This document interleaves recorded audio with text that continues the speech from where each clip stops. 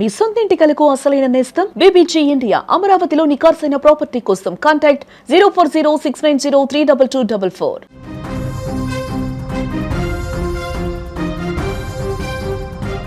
బంగ్లాదేశ్లో అరాచకం అదుపు తప్పింది. రాజకీయ అస్థిరత ముసుగులో మైనార్టీ హిందువులను అక్కడ లక్ష్యంగా చేసుకుని జరుగుతున్న దాడులు ప్రపంచాన్ని వణికిస్తున్నాయి. గత ఏడాది డిసెంబర్లో దైవ దూషణ ఆరోపణలతో మూక చేతిలో దారుణ హత్యకు గురైన దీపు చంద్రదాస్ తర్వాత పలువురు హిందువులు హత్యకు గురయ్యారు.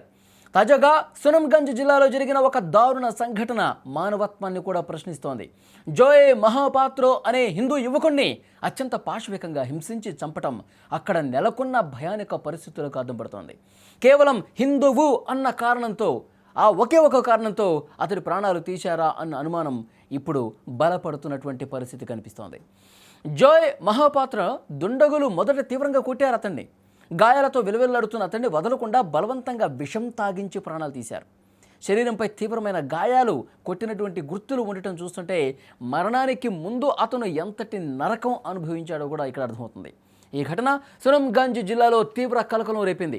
పోలీసులు కేసు నమోదు చేసినప్పటికీ నిందితుల్ని పట్టుకోవడంలో అలసత్వం ప్రదర్శిస్తున్నారనే విమర్శలు ఎక్కువ అవుతున్నాయి.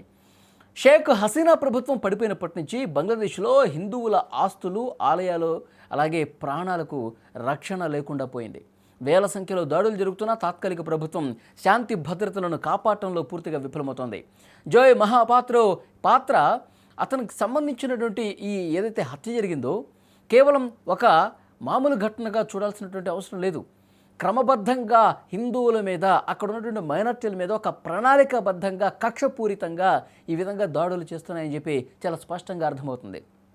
ఈ హత్యోదంతం సోషల్ మీడియాలో వైరల్ అవుతోంది. ప్రపంచవ్యాప్తంగా ఉన్న హిందూ సమాజం ఆగ్రహం వ్యక్తం చేస్తోంది. అంతర్జాతీయ మానవ హక్కుల సంఘాలు వెంటనే స్పందించి బంగ్లాదేశ్ ప్రభుత్వానికి తగిన ఆదేశాలు ఇవ్వాలని డిమాండ్ చేస్తున్నారు. భారత్ సైతం ఈ దాడులపై తీవ్ర ఆందోళన వ్యక్తం చేస్తూ మైనార్టీల రక్షణ బాధ్యత బంగ్లాదేశ్ ప్రభుత్వానిదే అని స్పష్టం చేసింది. జోయ్ మహాపాత్ర వంటి యువకులు బలి కాకుండా ఉండాలంటే తక్షణమే చర్యలు చేపట్టాల్సినటువంటి అవసరం కనిపిస్తోంది. కానీ అసలు మానవత్వం మచ్చుకైనా అక్కడ ఉందా అన్నటువంటి ప్రశ్నలు తలెత్తుతూ ఉన్నాయి. ఎందుకంటే బంగ్లాదేశ్లో ఎప్పుడైతే షేక్ హసీనా ప్రభుత్వం పడిపోయిందో, షేక్ హసీనా ఇటు భారతదేశానికి వచ్చి తలదాచుకుందో, అప్పుడు యూనస్ ప్రభుత్వం ఏర్పడిందో, అప్పటి నుంచి కూడా ఈ విధంగా విద్వేషపూరితమైనటువంటి ఘటనలు జరుగుతున్నాయి. కేవలం భారతీయుల మీద, హిందువుల మీద దాడులు జరుగుతున్నాయి. హిందువుల్ని చంపేస్తూ ఉన్నారు. తర్వాత హిందూ దేవాలయాల మీద దాడులు జరుగుతున్నాయి. ఇష్టారీతిన వ్యవహరిస్తూ ఉన్నారు. కానీ అక్కడ పాలకులు నిమ్మకు నీరెత్తినట్టు వ్యవహరిస్తున్నారు. కనీసం అంటే కనీసం పట్టించుకోవట్లా.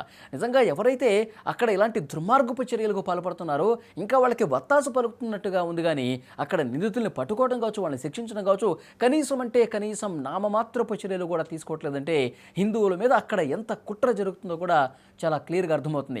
కానీ అంతర్జాతీయ మేధావులు, నిపుణులు, మానవ హక్కుల సంఘాలు ఒక ప్రధానమైనటువంటి అనుమానం వ్యక్తం చేస్తూ ఉన్నారు. చైనా కావచ్చు, పాకిస్తాన్ కావచ్చు, నిధులు బంగ్లాదేశ్కి పంపించి ఆ నిధుల ద్వారా హిందువుల మీద, భారతీయుల మీద ఈ విధంగా దాడులు చేపిస్తున్నాయి. ఒక అశాంతి నెలకొనే విధంగా, ఒక హింస ప్రేరేపించే విధంగా ఇక్కడ దాడులు జరుగుతున్నాయని కూడా చాలా స్పష్టంగా ఈ పరిణామాలు బట్టి అర్థమవుతుంది. మనకు తెలుసు, బంగ్లాదేశ్, పాకిస్తాన్, చైనా సంయుక్తంగా తయారు చేసినటువంటి J-17 యుద్ధ విమానాలను కూడా కొనుగోలు చేస్తుంది. అంటే ఇక్కడ ఎలాంటి ఉద్రిక్తతలు రాజేయటానికి ఆ రెండు దేశాలు కుట్ర పన్నుతున్నాయి. బంగ్లాదేశ్ని తమ ట్రాప్లోకి తీసుకుని, తమ ఆధీనంలోకి తీసుకుని భారతదేశం మీద యుద్ధానికి కాలు దువ్వే విధంగా ప్రయత్నాలు జరుగుతున్నాయి. దాంట్లో భాగంగానే ఈ కార్యక్రమాలన్నీ కూడా వరుసగా జరుగుతున్నది కూడా చాలా స్పష్టంగా అర్థమవుతుంది. అంతర్జాతీయ కోర్టులు చాలా స్పష్టంగా హిందువుల దాడుల మీద స్పందించాల్సినటువంటి అవసరం ఉంది. అంతర్జాతీయ మానవ హక్కుల సంఘాలు కూడా దీని మీద మాట్లాడాల్సినటువంటి అవసరం ఉంది. చాలా ఆందోళనకరమైన విషయం. ఈ మధ్యకాలంలో మనం చూస్తూ ఉన్నాం, హిందువుల్ని చెట్టు కొట్టేసి చంపేస్తూ ఉన్నారు. అంటే హిందువు అని కనిపిస్తే చాలు ఏదో రకంగా అక్కడ గొడవ పెట్టుకొని దేశం నుంచి వెళ్ళకూడదామా, లేదంటే ఇక్కడే చంపేద్దామా, ఇలాంటి ఆలోచన ధోరణి బంగ్లాదేశ్లో కనిపిస్తుంది. చాలా అంటే చాలా భయంకరమైనటువంటి పరిస్థితులు అక్కడ కనిపిస్తున్నాయి. ముఖ్యంగా హిందువుల మాన ప్రాణాలకు రక్షణ లేదు అనటానికి ఇప్పుడు జరుగుతున్నటువంటి ఘటనలే ఉదాహరణలుగా నిలుస్తున్నాయి.